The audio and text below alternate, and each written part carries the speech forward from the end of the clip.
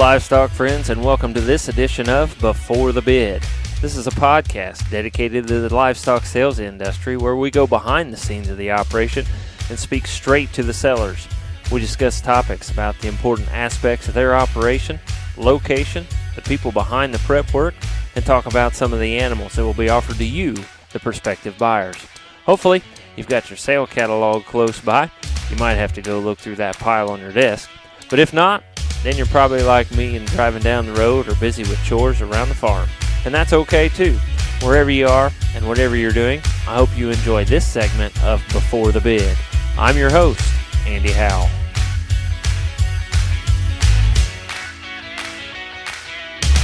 Welcome, livestock friends, to this edition of Before the Bid. And before the bid, we go to Galesburg, Kansas for an online sale. That online sale is going to be through SC Sales, and it's going to be held on October 27th.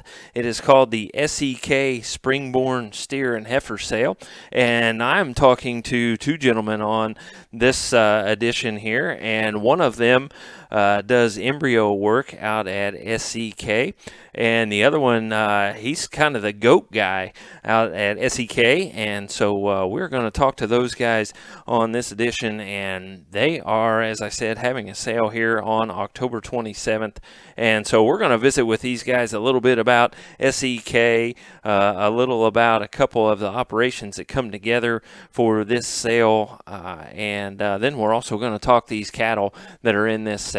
And so I want to welcome to the podcast Mr. Jim Bates and Ryan Page. And guys, it sounds like things out there at SEK are pretty busy. We've been trying a couple days to get it going, and sounds like things are really busy out there. Yeah, it really has been. Years ago, SEK started as a semen distributorship, and it has moved into a service company and mostly reproduction in cattle and small ruminants. But just like today, Dawn and Clem are in Ashland, Nebraska, doing IVF on cows up there. They go up there every 2 weeks. And then we have the IVF here at the clinic here as well. But, like Monday and Tuesday, these guys were all gone flushing does, and then yesterday, Ryan was collecting bucks, and so it's been kind of hard to get these calves, this sale put to get it done and get ready to go here. So, but yeah, it's a good thing to have, good problem to have, but we've been pretty busy. So, Jim, do they leave you there when they have to go, and you have to get everything done there and the cattle work done? Mostly just do the chores, take care of the cows, and do the feeding around here, and any cow work that needs to be done, I generally take care of that. So, Jim, can you tell us a little more about SEK? Now they're into the service, and what kind of services go on there at SEK? Because back in the day, SEK they sold bull semen, and now it's expanded a lot from there. Well, it is a lot of service. It's still the mainstay is reproduction. Do a lot of flushing in both cattle and goats.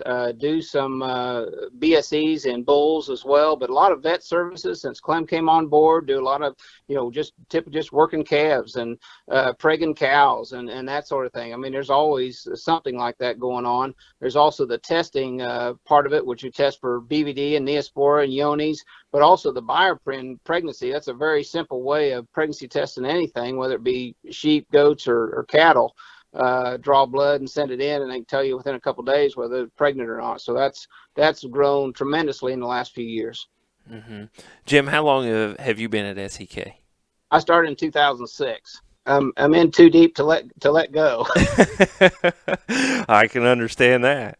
And what do you do? You say you run cows and do some feeding, but what else do you do there at SEK and SEK Genetics to make the thing go?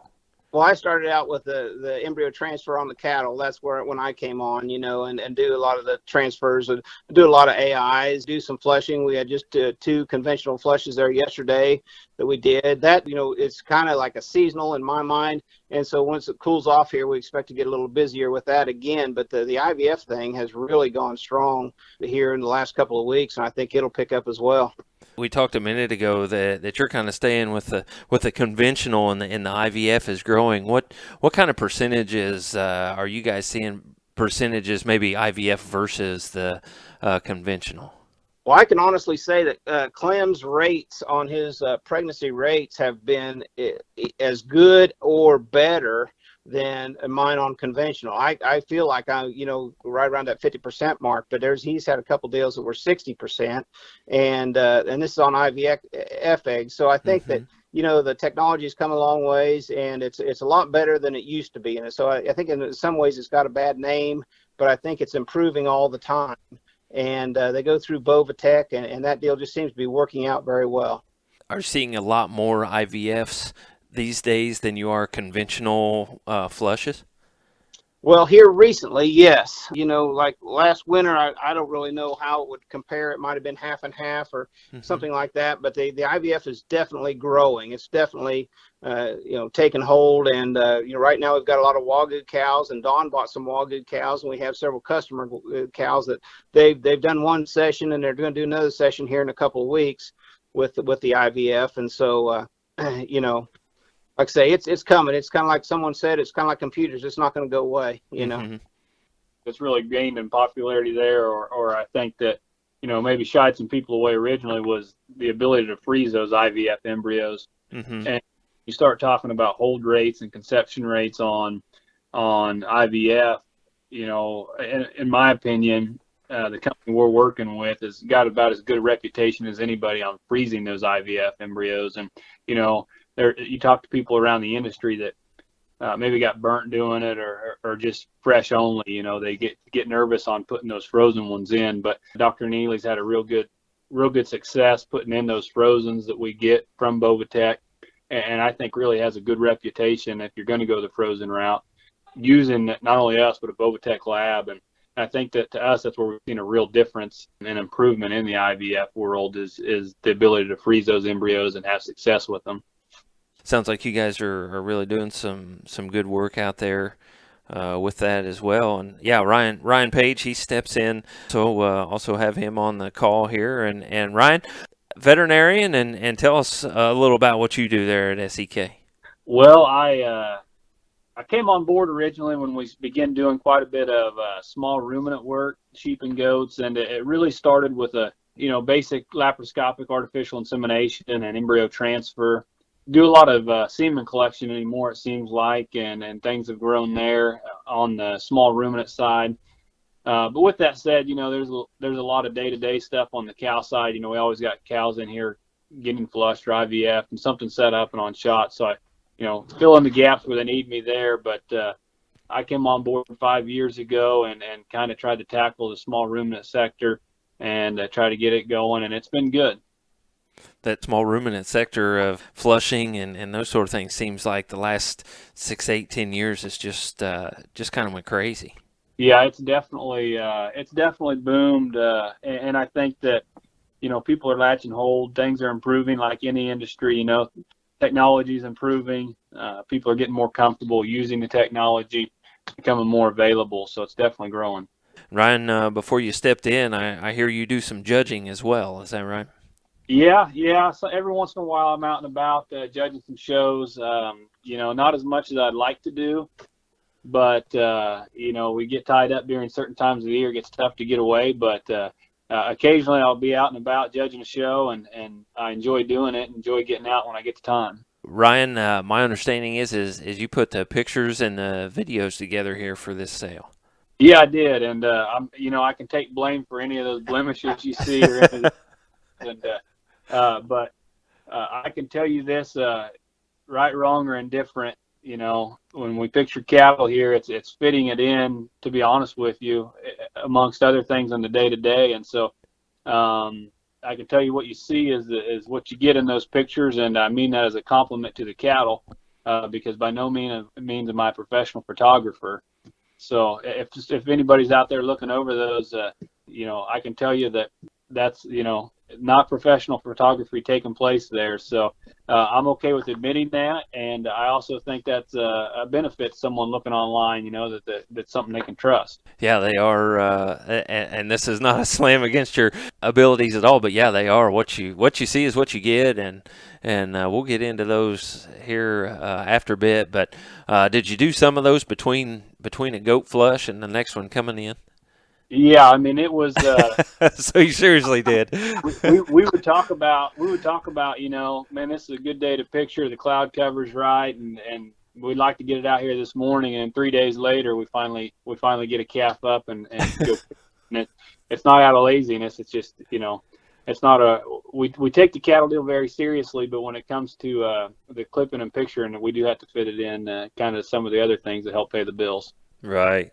Yeah, makes sense. So, and Ryan or Jim, why don't you talk about some about the cow herds and the different operations that come in to make this sale up?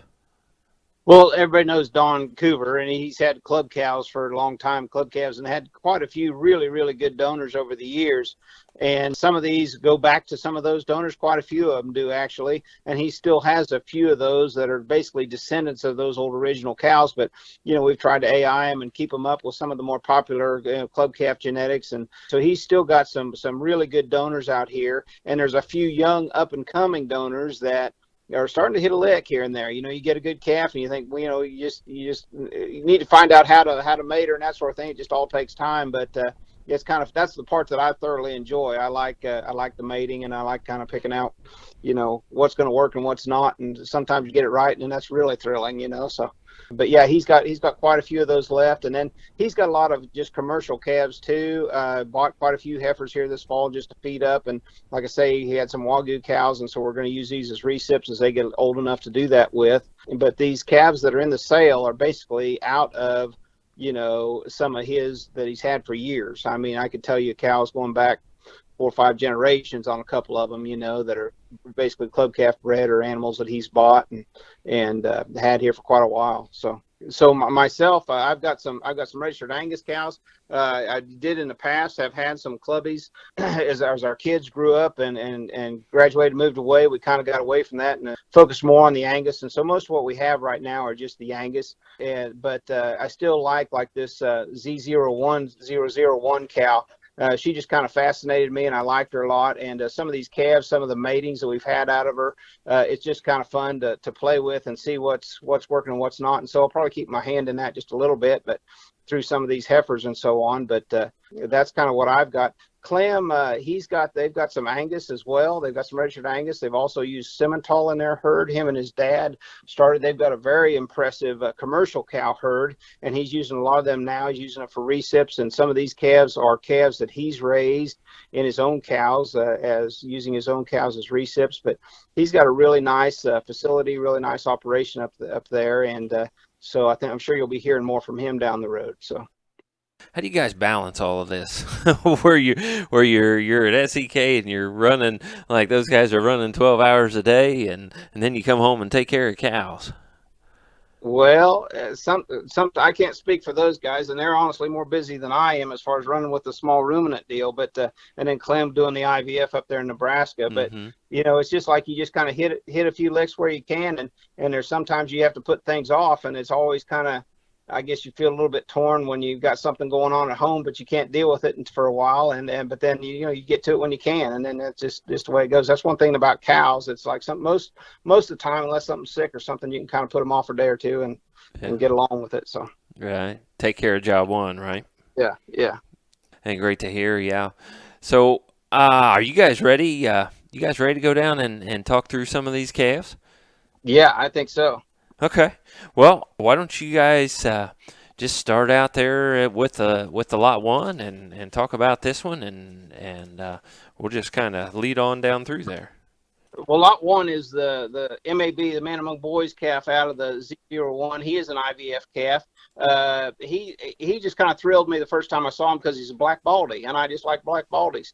But you look at him, and then he's got a lot of good to go with it. I mean, he's a big old stout dude. He's just he's going to be a real easy feeding kind of a calf. He's pretty good natured. There's just a lot of good things about him, and he catches your eye, and that's what I think a show calf has to do. I think if you're trying to convince yourself this calf's a show calf, that's a whole different ballgame than the one that sells himself. And I think this calf does that. So anyway, for me, I really like him, and I sell him, we would hope to sell him in full confidence that he will work well for whoever gets him. The Man Among Boys making a big splash, right? Yeah. I think he's a good calf. He's got great hair. I think the picture speaks for itself, and the video as well. So, but yeah, he's a good dude. Yeah, movement. He can move right right through that. Ryan got a nice shot of him coming across there, and yeah, he's a cool dude. Yeah. I do feel like, you talk about animals as a whole, not just cattle, but that are easy feeding and to be honest, I hate to say it this way, but are hard to screw up. Mm-hmm. And that's one of those calves that, someone gets them home and starts feeding on them. And I think it's just going to be extremely easy, when their joints are right and their angles are right. They still have, the body type and the muscle to go with it. I just think that's one that, some of these you got to figure out how to feed them and what to feed into them and what to make them look like. And this guy just strikes me as the kind that a kid can take home, do a lot of different things with feed-wise, and really be hard to screw him up. You just keep feeding him and have fun with him, right? Yep. Yeah. The lot 2 is a one oak. Yeah. He was he's a big calf at birth, but right now, I mean, he is a cool dude. I don't know how else to describe him. I mean, he really grabs your attention.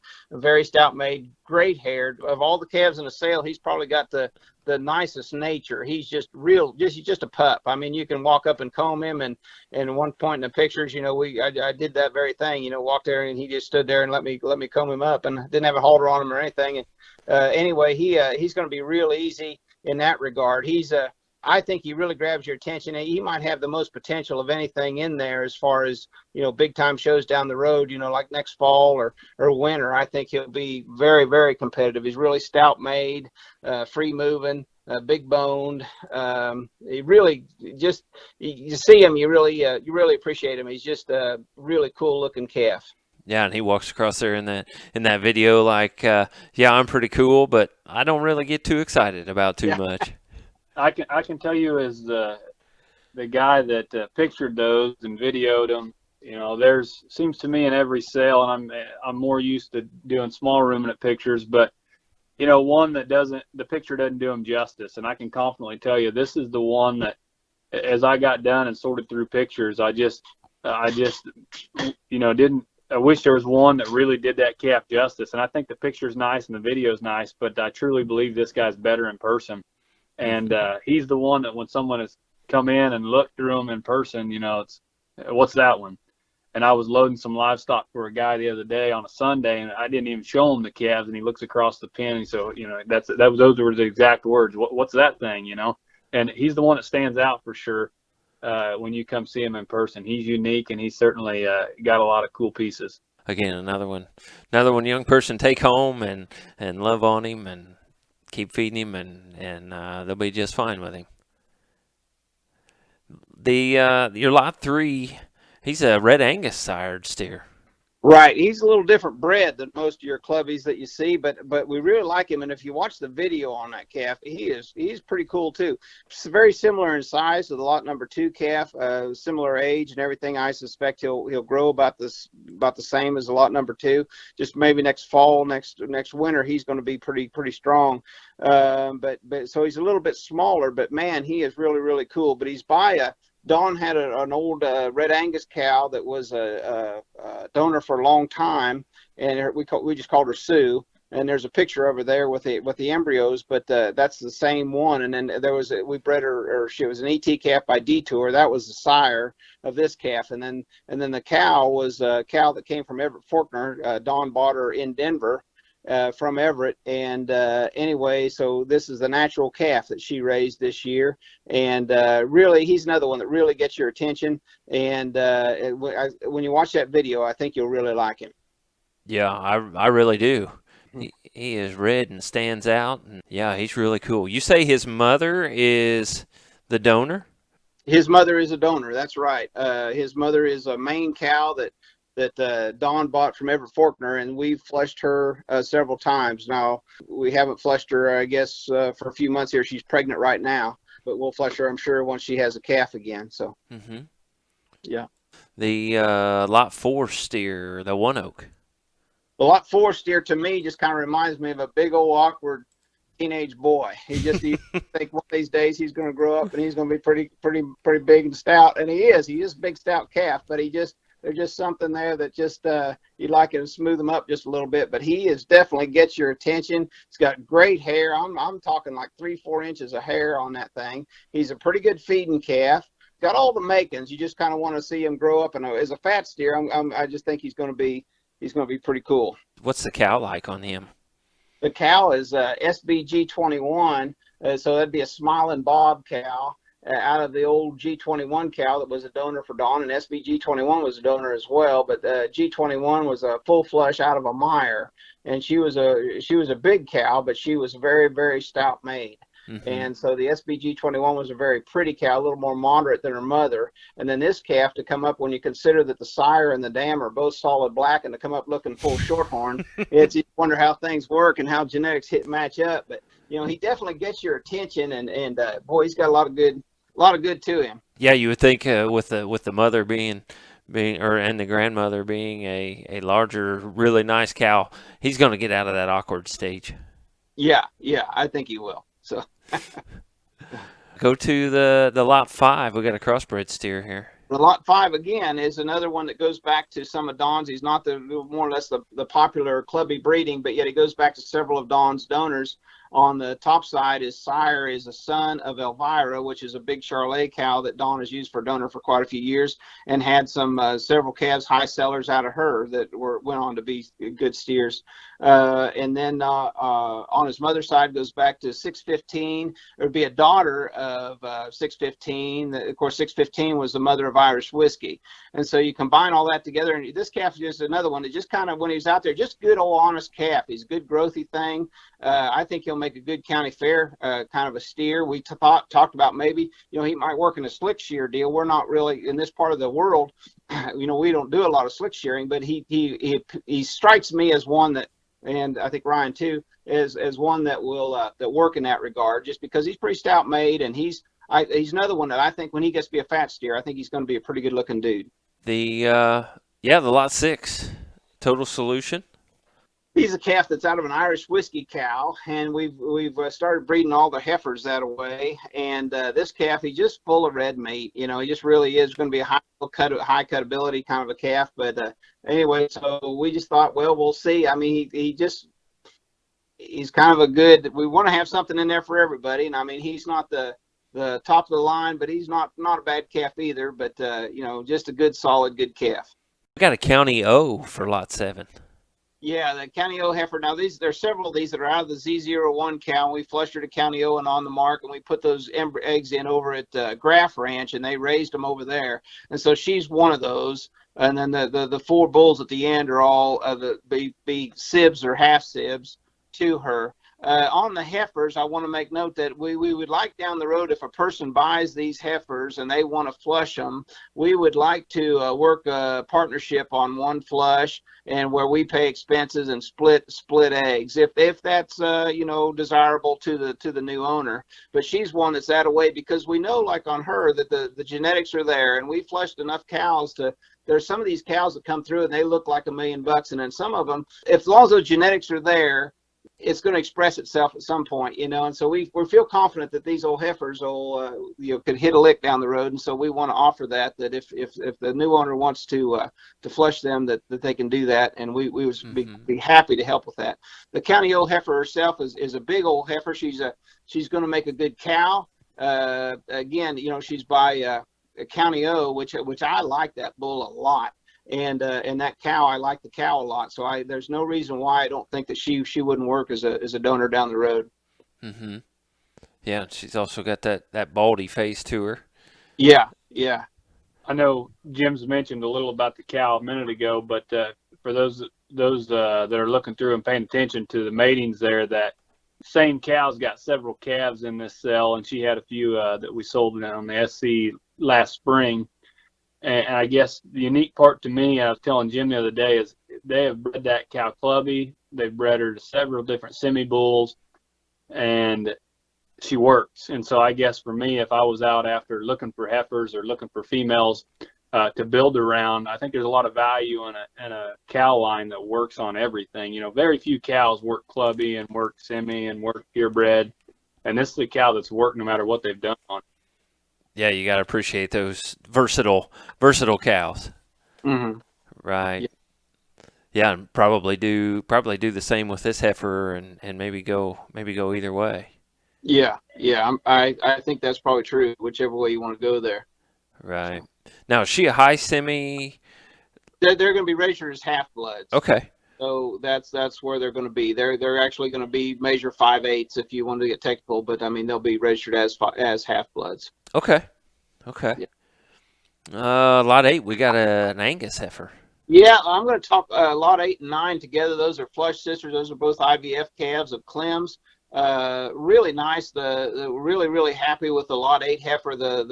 Well, both of them pictured very well and stuff like that. But they're the kind of I think you talked about versatility. I think they'd be very versatile, and that you could stay Angus with them, or you could cross them up and go semi, and you're going to be good. I mean, they're going to build a base for a good herd. They're going to catch your eye. They're going to be the right kind. The Bravo, I don't know if you paid much attention to the Carlo and the Bravo, but they just kind of bring them back to the more moderate Angus, the Angus characteristics that Angus became famous for, just the easy fleshing, good doing, and maternal kind of a cow. And I think that describes these very well. I think that smaller heifer, that lot number 9, I mean, she's just a calf, but she just looks like a cow.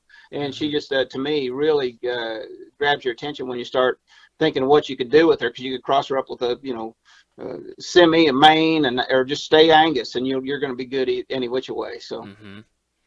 And those are two as well that down the road, if someone wants to partner on a flush, we're happy to do that. We want to do that.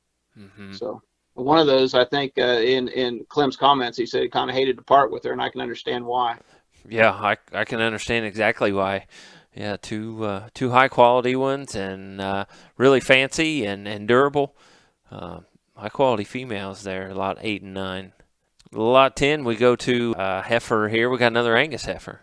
Yeah, lot 10 is a little different Angus heifer than the other two. She's sired by a bull named SAV Supercharger. Her mother came through the Millbrae dispersal, and this belongs to my son-in-law. And when I saw this calf, I asked him if I could put her in the sale, because I thought she'd bring something to it. She's the thing of it is, I like something that is kind of well-rounded, and to me, she grabs my eye. She's very correct. And yet her mother has a reproduction, she calved like every 350 some days or something like that. I don't remember what the exact deal was, but it was under 365 days for 6 calves. So we know that she's going to be fertile. We have a good guess anyway that she's going to be fertile. Mm-hmm. And so she'll make a show heifer for somebody that'll go on and make a really good cow. And so she is another one that we want to offer this.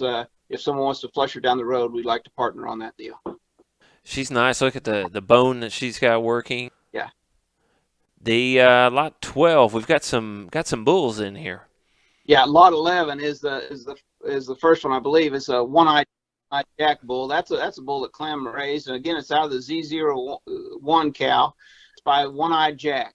And as you look at the calf's solid black, but he's very he does catch your eye. He's very stout-made calf. He's what a good bull calf ought to look like, I think.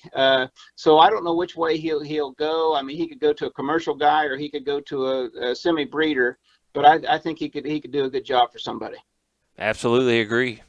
Yeah, mm-hmm. Big, stout, nice bull. Yeah. Yeah, lot 12, we've got another County O. County O, a full sib to the heifer there. That calf, I saw him on the cow.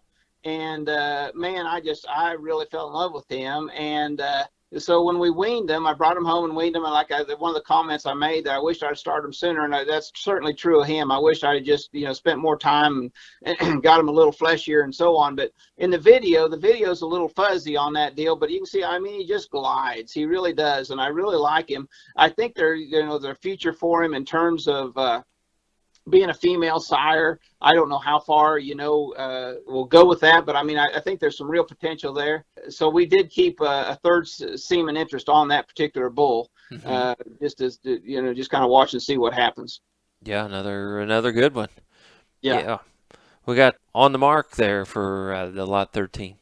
Yeah, lot 13. That bull, he's a smaller statured bull, but he's really stout. He's really a beef bull. He's solid black as well. And he's one, when you look at him, there's just no doubt that he's a bull. He's just a stout-made dude. But the one thing we really like about him is there's so many times you hear about cows need to be downsized and so on. I think he's a bull that'll really, really accomplish that. Or I think you could take him on some straight blacks and come up with some half-bloods that were, some percentage semis that would be very attractive females. So I think there's a lot of ways he could be used as well.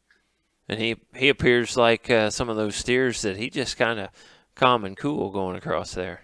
Yeah, I don't think he's not too excitable. He seems to be him and that last. Both of those on the marks are probably I don't know. I mean, there's nothing wrong with the one-eyed Jack bull. I might say that the County O bull, he's shown us a time or two where he's got a little fire. You get him off by himself, but then with a group, he's just like everybody else. But the on the marks, I mean, they've just not expressed any kind of a attitude whatsoever. So, but both those bulls that they're at the end, they're different in that the way they're marked. One solid black calf. He's the greenest calf in the sale, the Baldy. But I think he's got a lot of future to him. I really do. He's very stout made. He's another one I saw on the cow, and man, he just looked really good. But then when we weaned him, he just kind of got a little bit wrung out and just not really satisfied with the way he looks right now. But I think he's got a lot of potential, and just you can see the way he's marked and see what he looks like, and so hopefully he'll sell himself there. Yeah, what you see is what you get on this one. Yeah, There a lot of quality there to that one. Then you guys, we've got some embryo lots here. There's there are 4 lots of embryos, 5 lots of embryos. okay, there is. Yeah. So the first one is the One Oaks out of the Z01. Really truly believe that could be a really solid mating. That cow's worked every way. We have not had a calf on the ground by One Oak out of her yet, but I think that I think that that'll be a really good mating. The next ones, I don't have that in front of me, but I believe it's out of CVR 16. Is that right? Yes. Okay. So she is a troubadour out of Sioux, and Sioux is the one that's pictured. But she is, we don't have a good picture of the CVR 16, but she's really cool. Ryan really likes her a lot. But we bred her to Huff and Puff, and I think that could be an exciting calf as well. The next one is out of the IW3. I believe those are the One Oaks. Is that right? Yes. Okay, I might talk both them and Texas T. The Texas T's, that's the cow she's a young up and coming cow, but we've fleshed her for a guy, Chris Comiskey, and went American, and he just recently told us that he had a couple of females that were really good in that regard. She is an Irish whiskey, of course, and but he's had a couple that have sold real well, and they look good, and so we're excited about what she can do. And she raised one natural calf here, but I feel like there again, she's not really a proven donor, but I think she's going to pleasantly represent herself here by these flushes. Mm-hmm. The last one there is an Angus, and it's another one that she was a beautiful show heifer, and so we bred her to the Conley Express, and I think that'll be I think it'll be a very good mating. So those are the eggs that we have in the sale. Are these eggs? Are we able to put those in there at SEK? Yes, absolutely, sure can. Okay. Are you guys doing any kind of recip program at all where you'll make pregnancies and we've done some of that. We've had several requests for it. It gets a little bit difficult in some of the deals. Like there's one of the people, Oil Graft Ranch, where some of these semis are raised. They've done quite a bit of the custom calf raising, but they won't do club calf embryos. They'll only use purebreds. Mm-hmm. And so, but then I think that there'll be some opportunities present themselves here down the road, but I can't currently say that we have an option where we can put eggs in. We have a couple of people that are waiting for us to get that worked out, and so I'm hoping that by this next spring we can come up with a couple places where we can either do a custom calf raising or we can sell a pregnant recip. Mm-hmm. So give you guys something to do around there, right? Yeah. Give you guys more to do. Sounds like that's exactly what you guys need. Well, Jim, Ryan, anything else about this sale?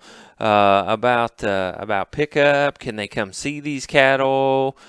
Give us just a little more about that, if you would. Yeah. So we're having a preview here on Saturday from 8 to 11. And calves will be out and calves will be ready to look at, and we sure want to invite anybody by that can make it to that.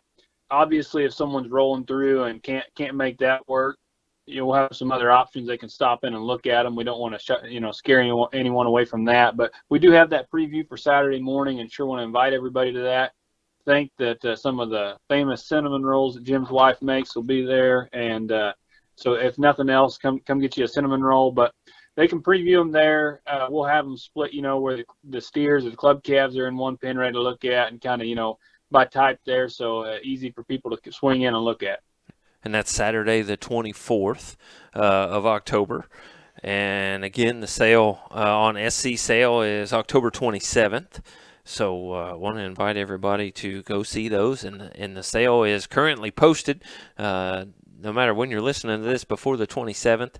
The sale is currently posted, and so I was going down through those as these guys were talking those. So I want to encourage you guys to get on those and get on there and look at those. And what about what about pickup and things on these cattle? Are you guys going to have them all at the same spot?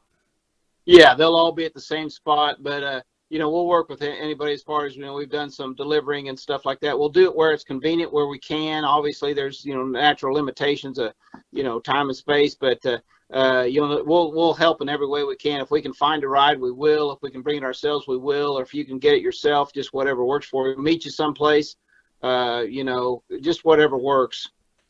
Okay.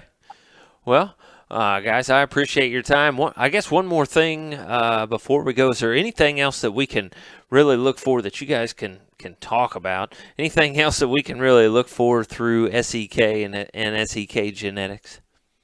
It always, if you know Don very well at all, he's always expanding. He's always growing, and he's always pushing the limit just a little bit. But anyway, he, the goat thing is today, and I honestly don't know what will be tomorrow. We've got some Wagyus in here now. That'll be the next thing I think that he's going to go push and pursue. Mm-hmm. But